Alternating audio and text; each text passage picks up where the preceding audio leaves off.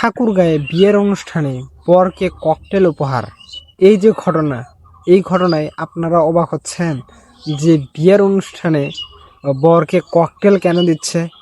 এরপরের একটা নিউজ দেখলে আপনার মাথা ঘুরে যাবে। পরের নিউজটা হচ্ছে, পাম্পে ঝুলছে তেল নেই বোর্ড, বাজারে 300 টাকায় বিক্রি হচ্ছে পেট্রোল। একবার বিষয়টা চিন্তা করতে পারেন, আমাদের দেশে যদি শুনে যে ওই দেশ থেকে তেল আসা বন্ধ হয়ে গেছে, কোনো দেশে সংকট না পড়লেও বাংলাদেশে দেখবেন যে সংকট পড়ে গেছে। এটাই হচ্ছে বাংলাদেশ, হুজুগে বাঙালি।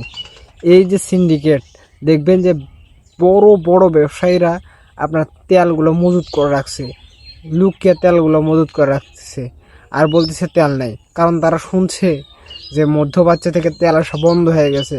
এটাই হচ্ছে আমাদের বাংলাদেশ। এখন কি করবেন?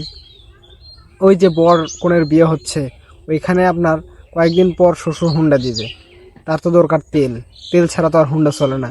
সেই জন্য ধরেন দিয়ে একটু মজুত করে রাখলো। এই হচ্ছে কাহিনী। অবাক হবেন না, এটাই হচ্ছে বাস্তবতা।